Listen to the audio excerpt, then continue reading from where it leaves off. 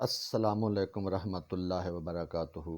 الحمدللہ رب العالمین والعاقبۃ للمتقین، الصلاۃ والسلام علیک یا سید المرسلین وعلی آلک وصحابک یا خاتم النبیین۔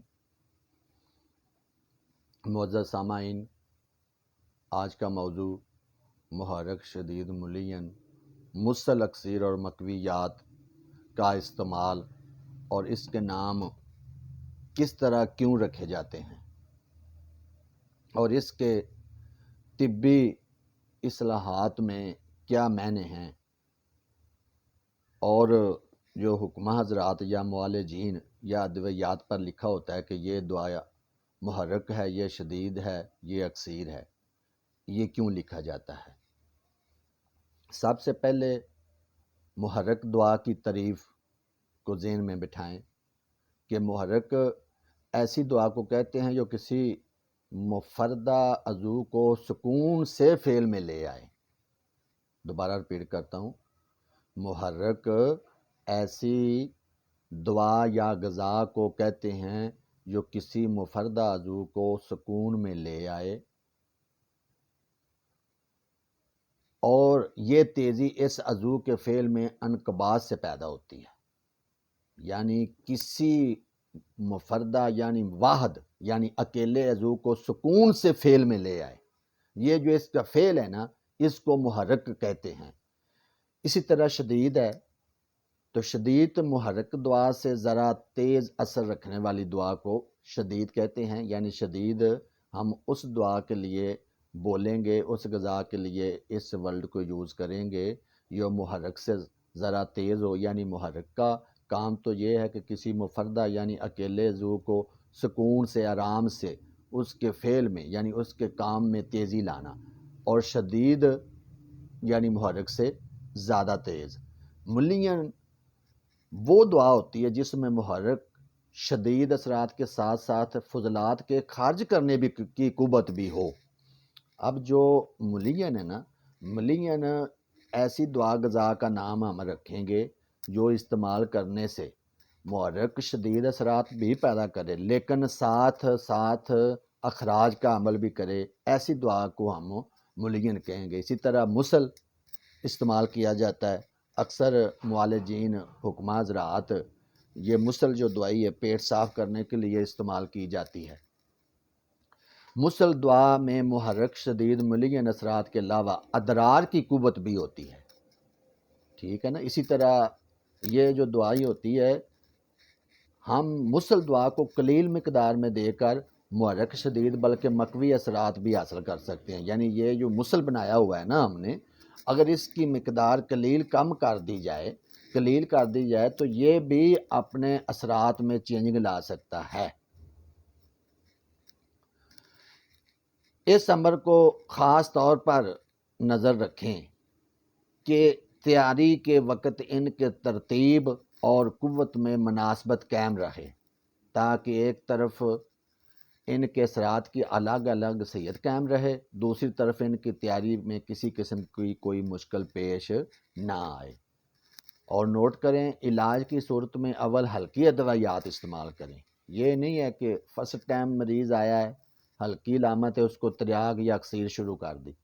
علاج کی جب بھی صورت آپ نے علاج کرنا ہے تو علاج کی صورت میں اول ہلکی ادویات استعمال کریں، بعد میں ضرورت کے مطابق شدید ملین اور مسل استعمال میں لائیں۔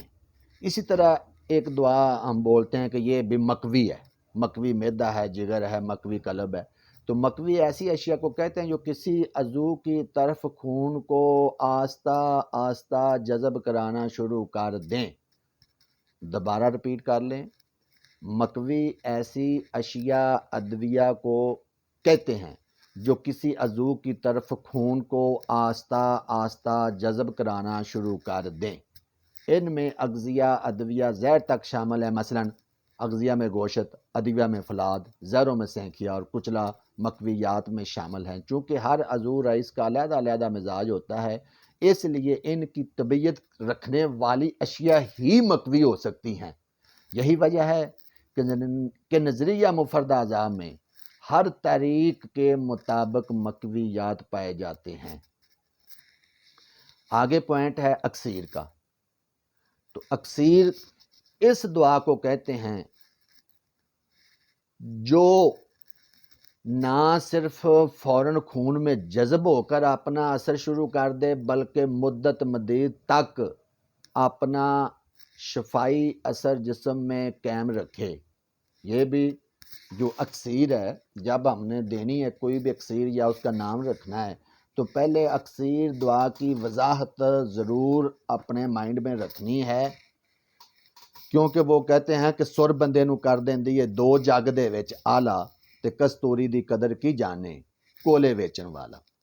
تو اکسیر کا میں آپ کو دوبارہ ریپیٹ کراتا ہوں، یہ اپنے مائنڈ میں بٹھائیں کہ اکسیر دعا کسے کہتے ہیں۔ اکسیر اس دعا کو کہتے ہیں جو نہ صرف فوراً خون میں جذب ہو کر اپنا اثر شروع کر دے بلکہ مدت مدید تک اپنا شفائی اثر جسم میں قائم رکھے، یعنی یہ دعائی فوری جسم میں جائے اور اپنا اثر شروع کر دے۔ اکسیر فوری جسم میں جائے اور اپنا اثر شروع کر دے، اور جو اس کا اثر ہے دعا کا، یعنی شفائی اثرات ہے جو اس کا، وہ مدت تک جسم میں قائم رہے۔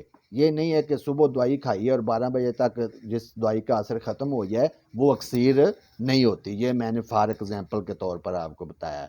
ایسی ادویہ کی اس وقت ضرورت ہوتی ہے جب کوئی مرض مستقل یا دائمی صورت اختیار کر جائے، مثلاً شوگر، دائمی قبض، شپاکی، سوزاک، خارش، چنبل وغیرہ۔ ایسی علامات اس وقت ظاہر ہوتی ہیں جب کوئی خلط خون میں جمع ہو جائے اور پھر تکلیف کا سبب بن جائے۔ تو اس کے بعد آتا ہے تریاک۔ تریاک اس دعا کو کہتے ہیں جو کسی زہر کو باطل کر دے یا پہلی حالت کو یکدم نئی حالت میں تبدیل کر دے۔ ایلوپیتھی اور ہومیوپیتھیوں میں اسے اینٹی ڈوٹ کہتے ہیں۔ پھر ریپیٹ کر لیں اور اپنے مائنڈ میں یہ نقطہ بٹھائیں، بالخصوص معالجین اور جو طب کا شعور رکھنے والے سامعین ہیں، کہ تریاک اس دعا کو کہتے ہیں جو پہلی حالت کو یکدم بدل دے۔ یہ آپ نے کسی نے پوچھا نا بھی یار تریاک کسے کہتے ہیں، تو آپ نے فوراً جواب دینا ہے کہ تریاک وہ دعا ہوتی ہے جو پہلی حالت کو یکدم بدل دے۔ یہ آپ نے ایک لفظ کے اندر جواب دینا ہے کہ اب کوئی پوچھے یا آپ نے وہ تریاک اس دوائی کا نام رکھنا ہے جو کسی زہر کو باطل کر دے یا پہلی حالت کو یکدم نئی حالت میں تبدیل کر دے۔ ٹھیک ہے، اسی طرح ڈاکٹر حضرات بھی اس کو ہم تریاک کہتے ہیں تو وہ اس کو اینٹی ڈوٹ کہتے ہیں، کہ جب مریض ایمرجنسی میں ہوتا ہے تو وہ ڈاکٹر حضرات بھی اپنی جو لینگویج ہوتی ہے نا اس میں وہ یہ ورڈ یوز کرتے ہیں کہ اب اسے اینٹی ڈوٹ لگانا شروع کر دو۔